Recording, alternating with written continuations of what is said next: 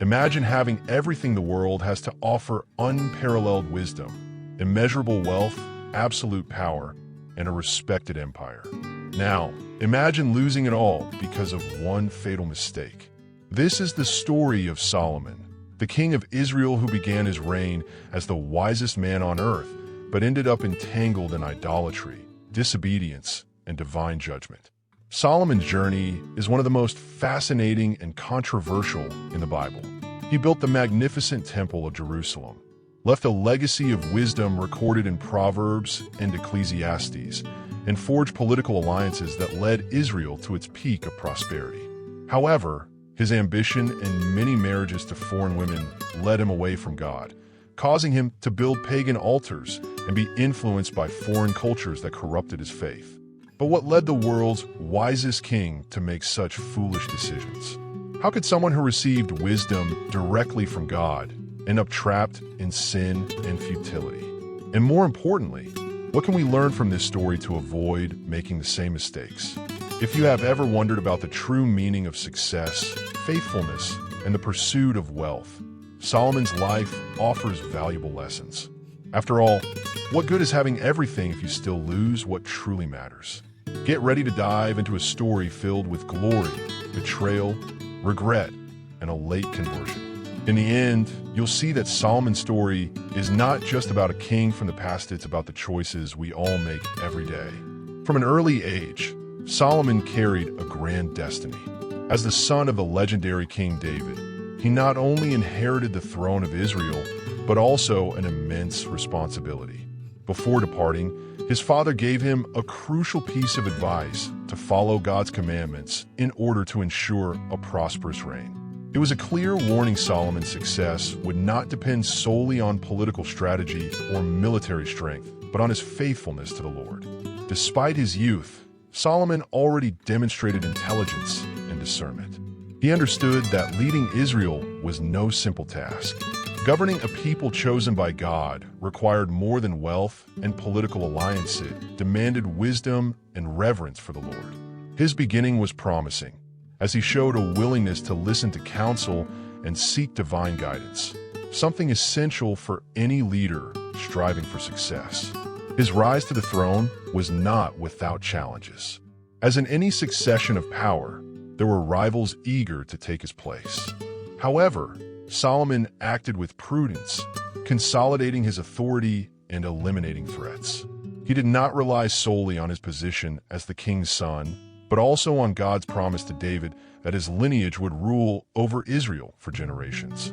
Upon assuming the throne, Solomon understood that his mission was greater than merely governing, was to fulfill his father's legacy and lead Israel in faithfulness to God. Unlike many leaders who fall into the trap of arrogance once they attain power, he began his reign by seeking divine direction. This was one of his greatest early successes. However, power has a subtle way of testing the human heart. With the crown on his head and the nation under his command, Solomon faced a crucial decision: would he maintain his dependence on God or follow the path of self-reliance? His reign began with wise choices, but the question remained, could he sustain this mindset throughout the years? His name meant peace, and indeed, Israel experienced an era of tranquility under his rule. Unlike his father, who spent much of his life in war, Solomon reigned during a period of stability.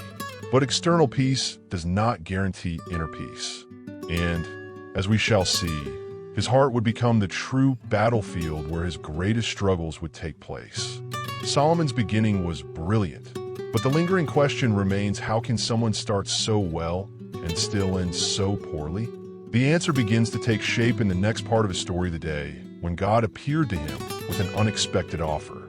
The most defining moment of Solomon's life happened in a dream. He was already king, but he knew that ruling Israel would not be an easy task. One night, as he slept, God appeared to him and made an extraordinary offer: ask me for whatever you want, and I will give it to you. Imagine that. Anything. Many would have asked for wealth, victory over enemies, or a long life. But Solomon's request was surprising.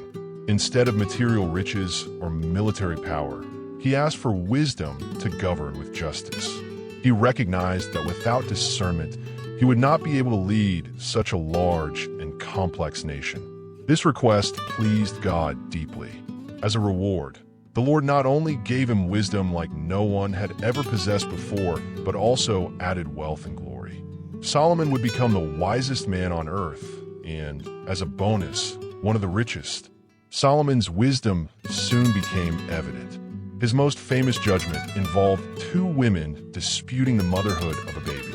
Without DNA tests at the time, how could he resolve the issue? In a stroke of genius, Solomon ordered that the child be cut in half, an alarming command, but he knew that the real mother would rather give up her child than see him harmed. It was a test of true love, and his decision revealed his brilliance. His wisdom was not limited to judicial rulings. Solomon wrote proverbs and reflections on life, covering topics like work, discipline, wealth, and human behavior. His teachings remain relevant today, influencing leaders, entrepreneurs, and those seeking personal growth. He understood that true intelligence is not just about acquiring knowledge, but about applying it justly and effectively. However, an important question arises: wisdom and obedience are not the same thing. Solomon received a divine gift, but that did not mean he was immune to mistakes. Wisdom can guide a person, but if the heart is not rooted in faithfulness to God, even the wisest can stray from the right path. This was the great dilemma of the king. He started well, using his wisdom for the benefit of his people and to glorify God. But would he be able to maintain this mindset as the years went by? The downfall of many leaders is not in how they start their journey, but in how they handle success. And Solomon's success was growing by the day. His next great project would demonstrate this clearly. Using his intelligence, he gathered resources, labor, and political alliances to accomplish something monumental: the construction of the Temple of Jerusalem. But would this grand work bring only blessings? Or was it already planting the seeds of future challenges? Solomon knew that the Temple of Jerusalem would not be just another building. Since the time of Moses, God's presence had been manifested in the tabernacle, a sacred tent. Now, Israel needed a permanent place to worship the Lord. David himself had dreamed of building this temple, but God had determined that the mission would belong to his son. Solomon accepted the responsibility and dedicated himself to this grand project. To construct the temple, Solomon spared no effort. He recruited thousands of workers, architects, and skilled artisans. Additionally, he formed strategic political alliances, such as his agreement with King Hiram of Tyre, who supplied cedar wood from Lebanon, one of the most valuable materials of the time. Every detail was meticulously planned, and the construction took 7 years to complete. The temple was magnificent. Its walls were covered in pure gold, and its interior contained sacred objects of inestimable value. In the Holy of Holies, the Ark of the Covenant was placed, symbolizing the manifestation of God's presence. This was not just a building, it was the spiritual center of Israel, a symbol of the covenant between God and his people. It was a historic moment, and Solomon was at the peak of his reign. When the construction was completed, Solomon held a grand dedication ceremony. He offered thousands of sacrifices and prayed an incredible prayer, asking God to dwell in that place and hear the prayers of his people. In response, something extraordinary happened. The heavens opened, and God's glory filled the temple. It was a divine confirmation that this was a sacred place. The impact of the temple extended beyond religion. It solidified Israel as a powerful nation, attracting visitors and leaders from around the world. Many kings and queens traveled to witness with their own eyes the grandeur of the temple and the wisdom of Solomon. The Queen of Sheba, for instance, was amazed not only by Solomon's wealth and knowledge, but also by the order and organization of his kingdom. However, as with many great empires, glory often carries a hidden danger: arrogance. With the temple completed and Israel at the height of its prosperity, Solomon began expanding his projects. He did not stop with the temple. He built palaces, fortresses, and entire cities. His power and wealth grew exponentially. But in the midst of all the gold and grandeur, was his devotion to God still intact? The The temple symbolized Israel's faithfulness to God. But the king's heart, once so devoted to the Lord, began to drift in other directions. His next move would be to accumulate wealth and power like no other king before him. But would this abundance bring him true happiness, or was it the beginning of his downfall? Solomon not only became the wisest king in history, but also one of the wealthiest. His fortune was astonishing: gold, silver, precious stones, luxurious palaces, and a thriving trade network that made Israel shine among the nations. He established trade routes, formed strategic alliances, and built a powerful army, including a naval fleet. In the eyes of the world, he was the perfect king. But did this abundance bring him true happiness? The Bible describes how silver became so common in Jerusalem that it was practically worthless. The kingdom flourished economically, and foreign rulers brought gifts to Solomon, seeking his wisdom and political favor. His wealth seemed limitless. He imported horses from Egypt, expanded his lands, and lived a lifestyle that few could even imagine. His throne, made of ivory and overlaid with gold, was unique in the world. However, with great wealth comes a great challenge: the illusion of self-sufficiency. Solomon began trusting more in his resources than in God. At first, he used his wisdom to govern justly, but over time, his excessive prosperity began to distract him. His heart, once devoted to the Lord, became consumed with acquiring more gold, more power, and more influence. And that never ends well. Another consequence of his wealth was his extravagant luxury. His palaces were so grand that even the temple of God seemed modest in comparison. He even built a palace exclusively for his most important wife, the daughter of Pharaoh. This may seem like a small detail, but it revealed something bigger. His political alliances were beginning to compromise his faithfulness to God. Wealth, which initially seemed like a blessing, began to change him. He imposed heavy taxes on the people to finance his monumental projects. The same king who once sought wisdom to serve his people now burdened them with taxes and forced labor. Prosperity led to pride, and pride led to carelessness. Later in his life, Solomon reflected on this phase in the book of Ecclesiastes, stating everything is vanity. He realized that no matter how much wealth, power, or influence he accumulated, none of it filled the emptiness in his soul. He had everything yet felt he had nothing. This is the same feeling that haunts those who place their hope in material things. The problem was not wealth itself, but what it did to Solomon's heart. The wisest king on earth began to make mistakes he never would have imagined at the beginning of his reign. His hunger for power and political alliances led him down a dangerous path. It was then that he began multiplying wives and concubines, bringing with him a problem that would change everything: idolatry.